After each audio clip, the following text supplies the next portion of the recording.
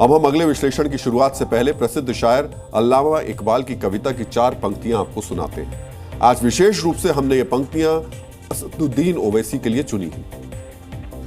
यूनान ओ मिस्र ओ रोमा सब मिट गए जहां से, बाकी मगर है अब तक नामो निशा हमारा। कुछ बात है कि हस्ती मिटती नहीं हमारी, सदियों रहा है दुश्मन दौरे जहां हमारा। अल्लामा इकबाल की यह कविता हिंदुस्तान की सांस्कृतिक सुंदरता का बखान करती है। यह कविता बताती है कि तमाम सभ्यताएं काल के गाल में समा गईं, लेकिन हिंदुस्तान की सभ्यता आज भी आबाद है।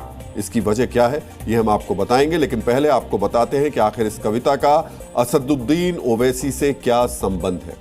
इस वक्त आप स्क्रीन पर असदुद्दीन ओवैसी का एक सोशल मीडिया पोस्ट देख रहे हैं। अंग्रेजी में लिखे इस पोस्ट में ओवैसी साहब ने कहा है कि भारत में अल्पसंख्यक यानी मुसलमान दूसरे दर्जे के नागरिक भी नहीं है, वो बंधक हैं। यानी ओवैसी ने भारत में मुसलमानों की तुलना बंधकों से की है। तो क्या मुसलमान भारत में बंधक हैं? इस सवाल का विश्लेषण हम करेंगे, लेकिन उससे पहले इस सवाल का बैकग्राउंड समझ लीजिए। केंद्रीय अल्पसंख्यक मंत्री किरण रिजिजू ने एक पोस्ट किया। पोस्ट में रिजिजू ने लिखा कि भारत एकमात्र ऐसा देश है जहां अल्पसंख्यकों को बहुसंख्यकों से ज्यादा सुविधाएं और सुरक्षा मिलती है। रिजिजू की 2 लाइन के पोस्ट के जवाब में ओवैसी ने उम्दा अंग्रेजी में 32 लाइनें लिख दी। यहां हम आपको बताना चाहेंगे कि देश में मुसलमानों को बंधक बताने वाले ओवैसी ने स्वयं लंदन से बैचलर ऑफ लॉ और बैरिस्टर ऑफ लॉ की डिग्री ली। सोचिए देश में कितने प्रतिशत लोग हैं जो लंदन से डिग्री लेने में सक्षम हैं। इस देश ने ही ओवैसी के परिवार को अवसर दिया कि वो ओवैसी को लंदन के नामी कॉलेज में पढ़ा सके। अफसोस ओवैसी को यह नहीं दिखता। उन्हें बस एक खास तरीके की सियासत के लिए देश का मुसलमान बंधक दिखता है। लगता है ओवैसी साहब की स्मृति कमजोर है, या शायद वो जानबूझकर याददाश्त कमजोर होने का भ्रम खड़ा करना चाहते हैं। देश के मुसलमानों को बंधक बताने से पहले ओवैसी साहब ने अपने घर में अच्छे से तस्दीक कर लिया होता तो शायद वो पोस्ट नहीं लिखते। हम आज ओवैसी साहब को याद दिलाना चाहेंगे कि उनके सगे भाई अकबरुद्दीन ओवैसी ने 2012 में 15 मिनट वाला विवादित बयान दिया था। हिंदुस्तान हम 25 कौड़ है ना, तुम 100 कौड़ है ना, ठीक है।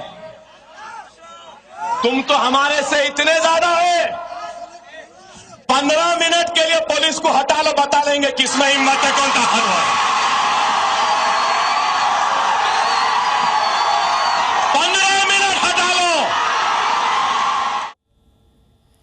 गोस्वामी तुलसीदास जी ने कहा था, पराधीन सपने सुख नाही, यानी जो व्यक्ति गुलाम या बंधक होता है वो सपने में भी सुखी नहीं होता है। लेकिन यहां तो सार्वजनिक मंच से अकबरुद्दीन ओवैसी देश के बहुसंख्यक समाज को 15 मिनट वाली धमकी दे रहे हैं। सोचिए क्या बंधक समाज का व्यक्ति ऐसी धमकी दे सकता है? क्या ओवैसी ऐसी आजादी चाहते हैं जो देश के बहुसंख्यक समाज में डर भर दे?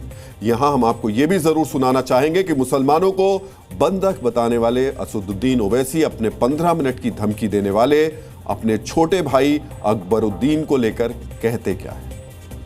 छोटे को बहुत समझा के रोक के रखा, छोड़ दूं क्या? और एक बार अगर छोटा निकल गया तो किसी बाप को नहीं सुनता उन्हें सिवाय मेरे। समझा समझा के मियां ठहरो, जरा ठहरो।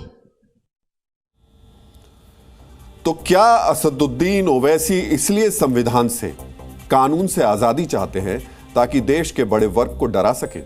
सोचिए ओवैसी की शब्दावली में मुसलमान बंधक हैं, लेकिन उनके बयानों में कितनी उग्रता है। ऐसे में अगर मुसलमान ओवैसी की मंशा के मुताबिक आजाद हुआ तो क्या होगा?